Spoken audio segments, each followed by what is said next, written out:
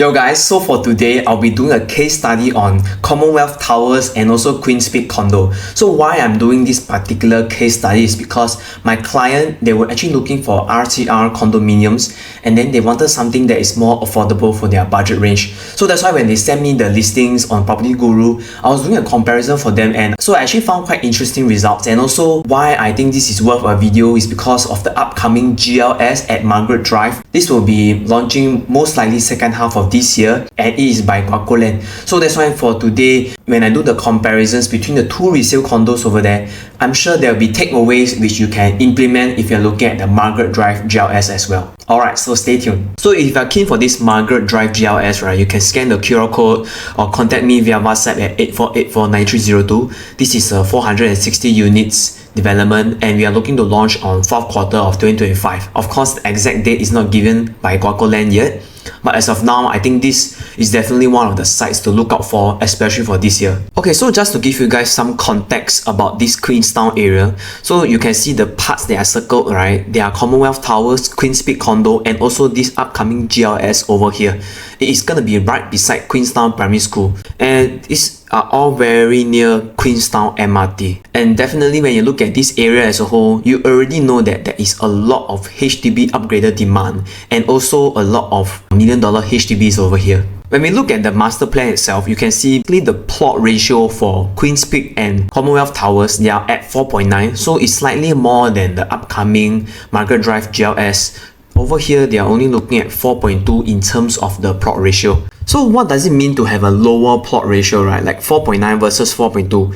Usually when we look at the master plan, having a lower plot ratio doesn't necessarily mean that the land is less valuable, because this restricts the amount of gross floor area that the developer can build. So this can mean a few things. So for example, the first one is the development might be not as tall as Queen's Peak or Commonwealth Towers. Second thing is, very likely it won't be as dense as these two developments also, because lower plot ratio basically means lower density as well. So this can also benefit the development. For example, if the government already restricts the height limit here, right, then maybe the developer is forced to retain more land for the site plan, for the facilities, and not just all on the buildable area. Yeah, so I think we have to wait until we see the actual site plan, how it looks like, but don't always rule out just because of a lower plot ratio, right? It means that the land is so-called less valuable. And looking forward, we also have these two plots over here at Sterling Road area. So these two also subject to detailed planning, and they are already zoned as residential over here. I will not be surprised if the government start to unlock these lands for the new, maybe the BTOs, or even they split the land into two to sell like 2 condominiums. Alright, so now I'll be touching on the Margaret Drive GLS. Okay, so over here, I'm just using an example, right, from the most recent launches we had in the past few months, and just using this as a gauge, right, to see how much potentially this Margaret Drive GLS is going to launch at. So for Bloomsbury residences, we are averaging about 2,400 to 2,500 PSF upon launch. And the PSF PPR we're looking at is 1191. One Marina Gardens, we are looking at 2,953 PSF. And the PSF PPR we are looking at is 1,400. Last but not least, we have Lentor Central over here. Average price of $2,200 per square feet. The land price was 982 PSF PPR.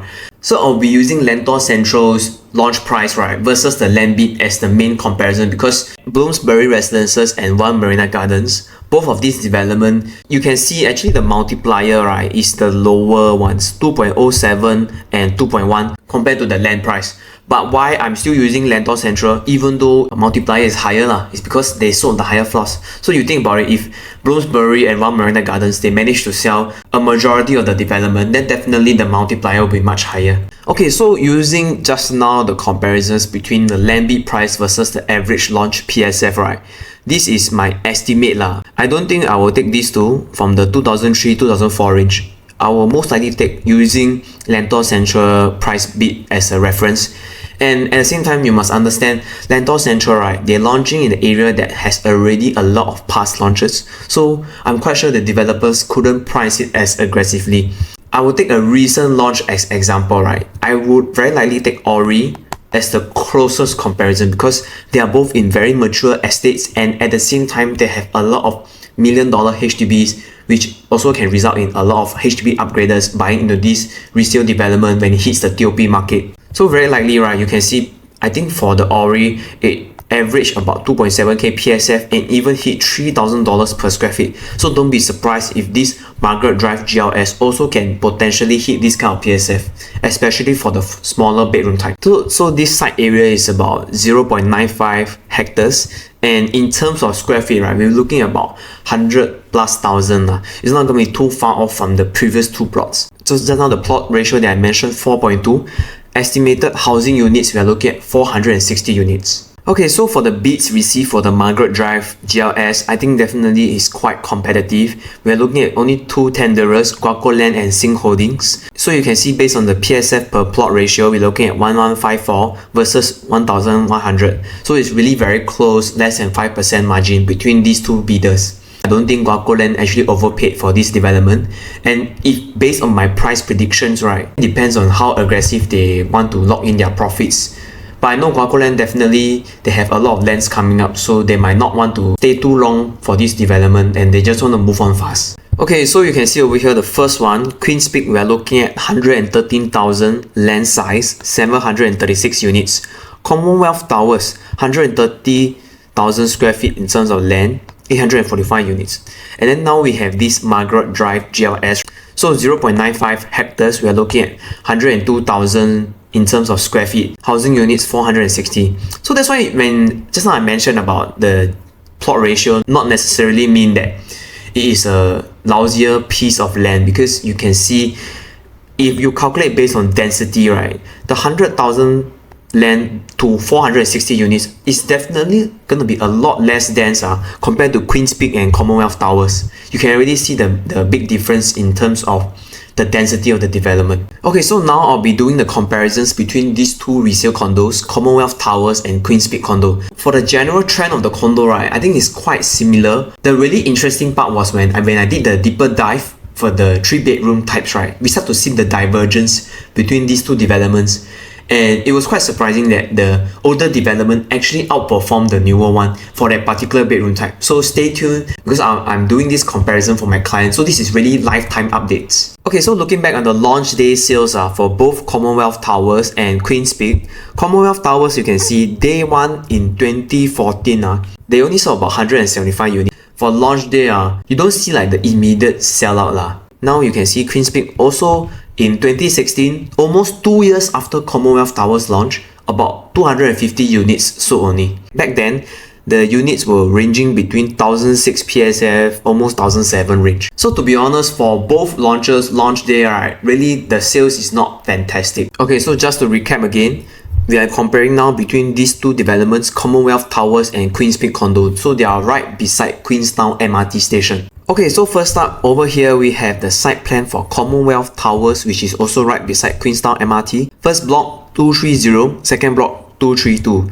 And then you can see over here they have a tennis court, a decent sized lap pool, and at the same time they have a like more casual leisure pool, and also quite a few facilities, drop-off point over here. So overall, right, when you see this entire site plan, actually it looks quite decent already. You just feel like it's more complete. And then we still have the overhead pedestrian linkway towards the MRT, which is fully sheltered. And then over here we have Queen's Peak. Bear in mind that Queen's Peak actually launched after Commonwealth Towers, right? So actually the developer could have easily copied the previous developer site plan and how they want to arrange the development. But overall, you can see for Queen's Peak, the developer mainly is targeting more of the 1-bedder, 2-bedder rental types. Most of the unit types, right, actually they are all the smaller one. And you can see just visually, right, really the two developments have quite a significant difference in terms of the site plan itself. Over here, I would say it's quite okay in terms like the drop-off point, all this, but in terms of facilities, right, it does feel a little bit lacking compared to Commonwealth Towers. Okay, so now we look at the price trend from when Queen's Peak launched in 2016 over here. So why I never take from 2014 is because it's 2 years later. Just take the same time period, right? Then we compare. So for Commonwealth Towers, 2016 all the way to today, 2025 Q1, we are looking at about 34%, 33% capital appreciation. Queen's Peak, same time period, we are also facing very similar in terms of gains. Now let's dive deeper into 3 bedrooms, right, for these 2 developments. So my client was actually looking for the current listings over there on Property Guru for the 3 bedrooms. So in summary, for Commonwealth Towers, right, we have 6 properties in the 3 bedroom range, and it's between 2.2 million to 2.9 million, between 2,400 PSF to 2006. Queen's Peak, we have 11 3 bedrooms, and the range is between 1.9 million to 2.5 million. And the PSF range is about 2003 to 2400 plus 2005. So you already can see the significant difference, right, between these 2 developments in terms of asking price for the 3 bedrooms. So just now when I show you the chart, you don't really see the difference in terms of capital appreciation for the whole development. But now when we zoom into the 3 bedders, right, you can see just from the asking price why the owners at Queen's Peak, despite being 2 years younger, they cannot ask even at the same PSF for the 3 bedrooms. When you look at it logically, by right they should be asking at least maybe $100 PSF higher than Commonwealth Towers. But why are they actually asking lower than Commonwealth Towers? So over here I have the 3 bedroom price trend, right, between Queen's Peak and Commonwealth Towers. So using the same time period between 2016 to 2025 for both developments, you can see that Queen's Peak, we're actually looking at 37% gains. So for Queen's Peak itself, it already outperformed the other bedroom types if you're looking at the 3 bedders in that development itself. Whereas for Commonwealth Towers, you can see the 3 bedders within the same time period, right, we actually experienced a 43% in terms of capital appreciation. So when I did the math, if we are looking at about an average of 1% outperformance between these 2 developments, especially when Commonwealth Towers is older. So today, when you're looking at the resale market, my client actually asked me, then does it mean that Queen's Peak Condo is an undervalued property? So when I look at these 2 comparisons like this, and also a deeper dive into what the problem was, I still recommended my client to go for Commonwealth Towers because I still foresee Commonwealth Towers, right, having the outperformance of about 1% per year as compared to Queen's Peak Condominium. Okay, so now to dive deeper in, Commonwealth Towers, we are looking to TOP in 2017. And you look at the residential ownership, we are looking at 73% Singaporean, 80% PR, 7% foreigners.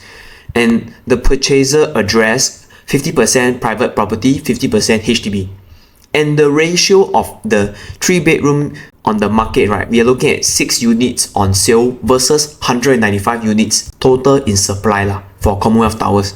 And this is the price range which I mentioned just now. So now when we look closer at Queen's Peak Condominium, TOP 2020, so it's about 2 years plus 3-year range after Commonwealth Towers, 81% Singaporeans, 12% PR, 6% foreigner.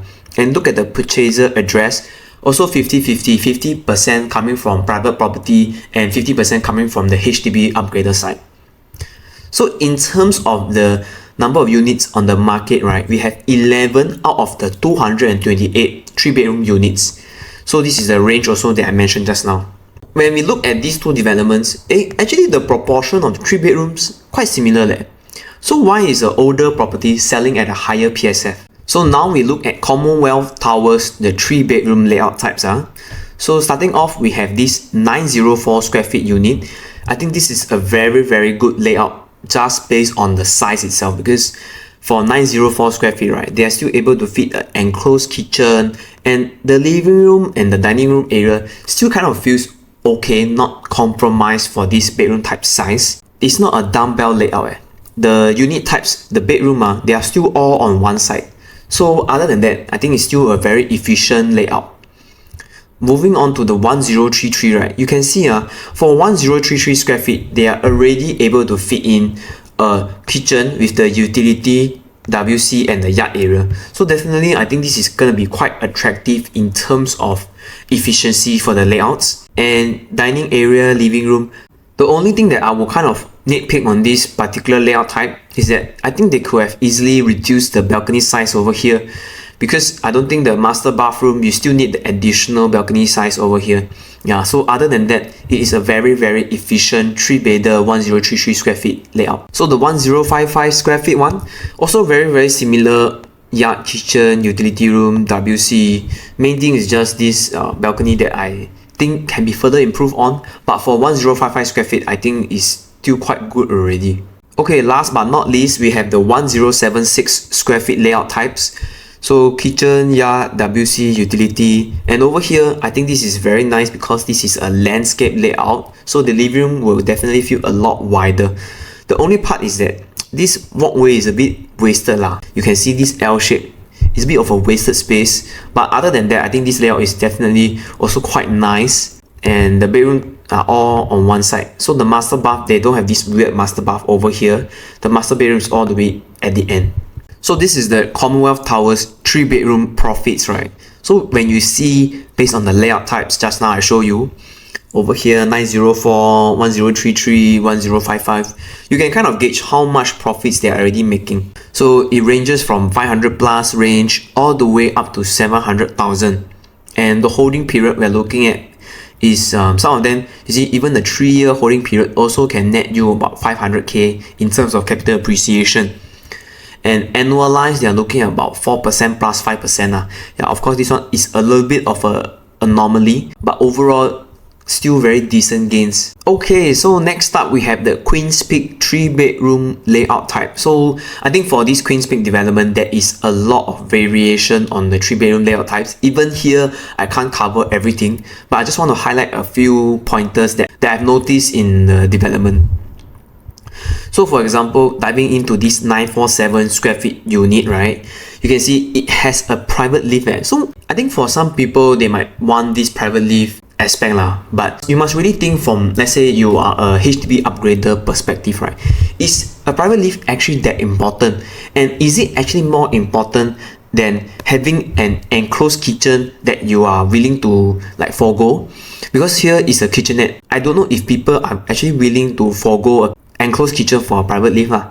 Yeah, and on top of that, they also have this balcony that stretches to the bedroom 3. I think the bedroom sizes might be a little bit different, but I won't touch too much on that because mainly, right, this is the thing I see for the 947 square feet one. So maybe you can leave in the comment section. If you are looking at 3-bedder, do you think you will prioritize the private lift over the enclosed kitchen, or you will still prefer an enclosed kitchen versus a private lift? Okay, so now we are looking at the 840 square feet unit. So this one, at least you got the enclosed kitchen, but of course the unit type is still on the smaller side. Dining, living room area, so you don't really have much storage options here. The balcony is quite efficient lah, but over here you have the AC latch in front of the bedroom 3. Other than that, the unit is quite standard. Okay, so now for the second 936 square feet layout type, balcony stretches from the living room to the bedroom 3, and again the same issue over here. We have a L-shaped kitchen, right, which is a kitchenette. This one really, I don't know if people were willing to forego additional space in the dining area, in the living room area, just to have a kitchenette instead of an enclosed kitchen. If you ask me lah, I personally think that the smaller 840 having the enclosed kitchen will perform better in terms of the resale market as compared to this layout type. Okay, so this is the 861 square feet unit, and same thing here, they don't have the enclosed kitchen. Okay, so next up we have this 1001 square feet unit type. So main thing also, we have the kitchen that is not enclosed, but over here at least they still got additional storage space in the utility and the WC. So this one can kind of double up as a helper's room or storage room. Okay, so for the 1055 square feet layout types, right, you can see over here, same issue. Balcony quite standard, but here we have the private lift, and at the same time your kitchen is not enclosed. So I think definitely for 1055 square feet, if you have a private lift, it's quite impressive already. But at the extent of foregoing your enclosed kitchen, this one really depends. Over here, this layout is still a little bit bigger, right? So you can play a little bit. You can maybe still enclose over here, but I don't know how many people would actually want to enclose here. Then you still need to build extra doors or all that. Maybe it's a bit of a hassle lah. The utility room here at WC, so you still have the storage for this size, and the other stuff quite standard. Okay, so now you can see the Queen's Peak 3-bedroom profits. Already you can see a very drastic performance, right, when you compare between Queen's Peak versus Commonwealth Towers, because over there I think you're averaging about 500 plus, 600k, some even hit 700k, but here majority of them are in the 300k, 400k range. Of course, it's still very good profits, but at the same time, if you want to buy in the resale market, you want to maximize whichever ones that I feel will give you the most bang for your buck. For Most of the unit types, 800 plus, 900 plus, they are ranging in the 400 plus K range.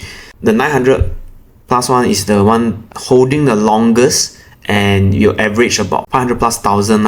So now going back to the Margaret Drive GLS, I'm not saying Queen's cannot buy also. You get what I mean? Because you still see very strong capital appreciation. It's just whether how much percent. And at the same time, if you use reference between Queen's Commonwealth Towers towards the Margaret Drive GLS, do you think this is a fair price to pay? Let's say for Margaret Drive, if they launch between $2,700 to $2,800 per square feet. Because even for the resale condo here, you already can see about $2,300 per square feet. Then if we see at Commonwealth Towers, you even have units crossing $2,400 per square feet. I really think if Margaret Drive GLS, they launch at even close to DPSF we see in the resale over here, is definitely a no-brainer already. Realistically, using Ori as example, I really think Margaret Drive GLS we can hit above $3,000 per square feet, especially for the smaller bedroom types, and we are looking at harmonized PSF also. So maybe this is something for the audience also. If you think Margaret Drive GLS, maybe they launch at an average of $2,600 to $2,700 per square feet, do you think it is a good buy, and how many percent do you think it'll be sold? Alright, so if you found my video useful and you like my kind of analysis, you can feel free to watch my other videos in the YouTube channel, or you can contact me via WhatsApp at 84849302. So regarding this Margaret Drive GLS, definitely I have a few clients also eyeing this particular development simply because of the land cost. So if you are interested, I will also be doing a video later on when more details are released. And at the same time, you can feel free to contact me if you are looking for resales or even the new launches in this area. Because for me, I think I serve quite a few buyers and also have a lot of resale experience over here. So definitely I think I know what can sell even in the resale market. So today, even if you are buying a resale property, it's important to already know who is your target audience and the exit strategy. I'll be looking forward to hearing from you guys. That's it for today. Thank you. Bye.